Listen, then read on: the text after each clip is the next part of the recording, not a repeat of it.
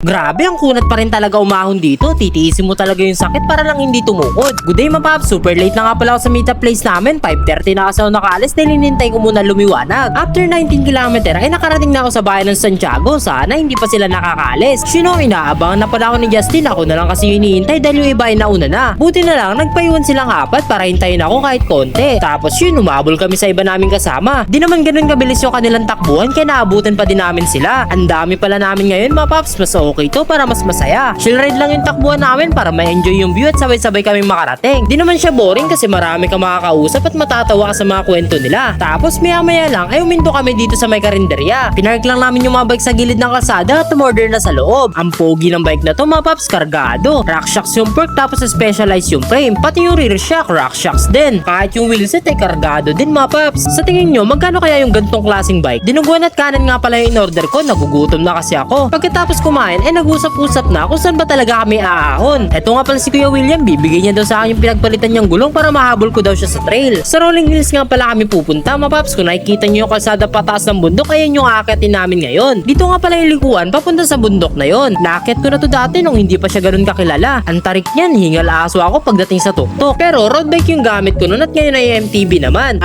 With temporary close pala siya mga paps. Di ko alam kung papasukin ba kami. Pagdating sa part na to ay may humarang sa amin. Akala ko bawal talaga pero naningil lang pala ng entrance. Kaso nag-aalangan magbigay yung mga kasama ko dahil wala naman silang pang-ticket or pang-resibo. Kaya di na lang kami tumuloy at mag-iiba na lang ng ruta. Pero maya-maya lang ay pumayag na yung bantay na kahit mamaya na lang daw kami magbayad pagbalik. Angas ng mga bundok dito, wala gaanong puno. Di ko alam kung natural ba siyang ganyan. Dito na nga pala magsisimula ang totoong ahon mga paps. Panoorin nyo na lang kung paano ako pahirapan dito. Ako nga pala naka 38 teeth tayo na chainring at ang cogs ay 1150 teeth.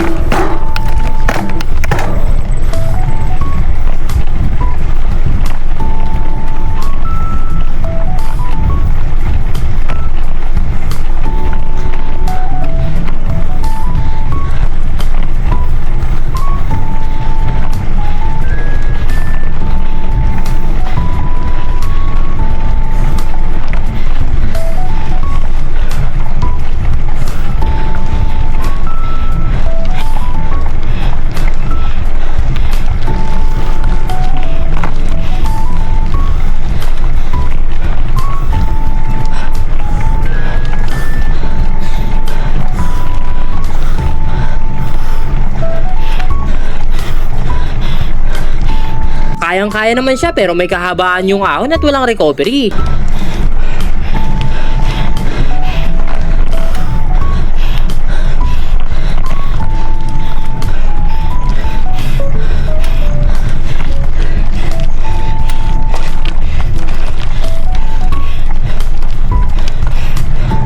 Nangalay na yung hita ko dito mga paps kaya nag-shift na ako sagad sa 12 speed.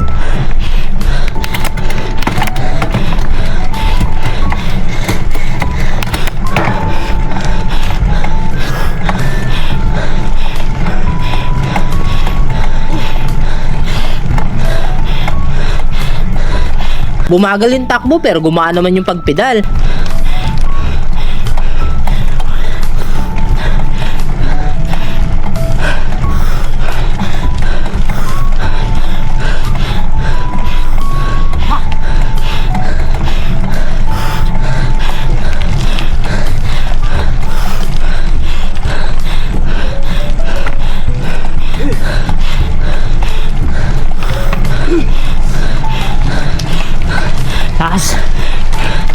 Lakas nito umahon, no? Robot talaga. Masakit na yung binti ko pero ayokong tumukod dahil may video. Dahil joke lang mga paps, konti na lang din kasi kaya titiisin ko na lang.